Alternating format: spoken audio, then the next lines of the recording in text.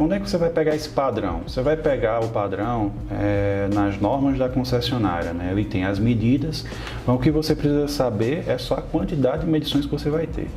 Então, isso é padronizado, essa é a representação de desenhos homologados pelas concessionárias, de forma que se você apresentar uma situação diferente, ela não vai aprovar o projeto, né? Mas, como você só está colocando, pegando as medidas como referência para a localização das medições, né, não vai apresentar um padrão propriamente dito para a concessionária, você vai pegar apenas as dimensões e, como a gente viu aqui, eu preciso de quase 5 metros para estar disponibilizando para as medições. Então, essa área, uma vez selecionada junto com o cliente, ela não deve ser usada para mais nada, não deve virar estacionamento, não deve virar local para guardar lixo, ela deve ser reservada para que toda a nossa instalação elétrica parta daqui, né, como a gente vai mostrar na frente. Então, tendo essa posição aqui, o que a gente vai fazer agora seriam as marcações para o posicionamento de quadros elétricos, quadros terminais, que vão agrupar os circuitos que vão atender as lojas, né? Então, como a gente tem uma repetição aqui, onde eu colocaria um quadro de distribuição, né, um quadro terminal, desculpa, para atender essas lojas. Aqui a gente tem uma situação uma parede muito estreita, 0,05, né? Provavelmente isso aqui é vidro divisório, né? Então não dá para colocar um quadro de distribuição aqui. Isso deve ser alinhado com o cliente, né? Vamos determinar aqui que seja uma divisória de vidro, uma fachada, na verdade, uma vitrine da loja. Toda essa entrada com uma porta de vidro. Então isso aqui está fora de cogitação, colocar quadro de distribuição aqui. Se eu colocar um quadro nessa posição, né, que seria as paredes laterais, né, eu teria que ver por onde é que viria o caminhamento para a minha medição. Então, seria interessante que meu quadro de distribuição ficasse mais próximo possível da distribuição, ou da medição, desculpa. Nesse caso, vamos escolher essa parede do fundo, né, porque seria só pegar um caminhamento e passar o caminhamento pelo piso mesmo, né, uma tubulação pelo piso com caixa de passagem para vir para cá, para a minha medição. Se eu fizer isso nessa loja, ela vai se repetir para as outras, inclusive para do outro lado. Então temos um problema porque se nós escolhemos a medição aqui, e vai ter que se repetir, nosso quadro de distribuição, que fica na parede do fundo, que fica nessas situações dessas lojas de cima, ela ficaria na posição oposta à nossa medição, né? Mas não se a gente passar uma tubulação no piso, né, e trouxer todo esse cabeamento para aqui para frente, né? Seria uma estratégia interessante, né? E como é que eu resolveria essa situação aqui das lojas do pavimento superior?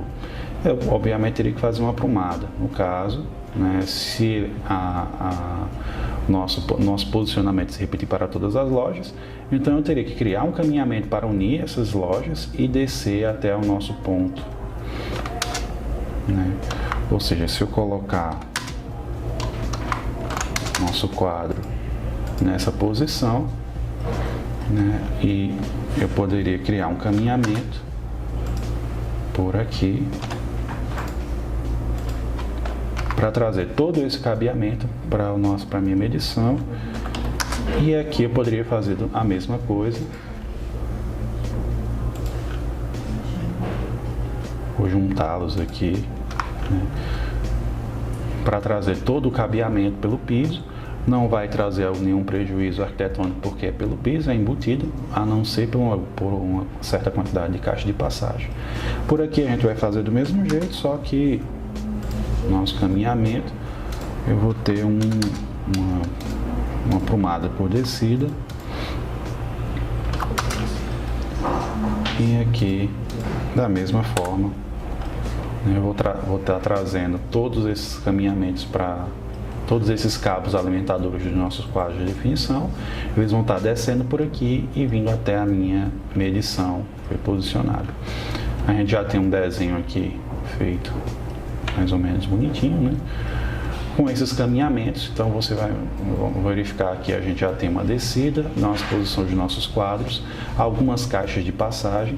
Caixas de passagem para áreas externas, elas têm, né, uma distância máxima de 15 metros por norma. Então você veja que a gente está atendendo aqui o espaçamento máximo, né, exigido por norma. Colocamos 15 metros e eu tenho alguma distribuição de caixa de passagens de onde vão partir os meus quadros terminais. Então, futuramente nós teremos representação de alimentadores passando por aqui e vindo até a minha medição.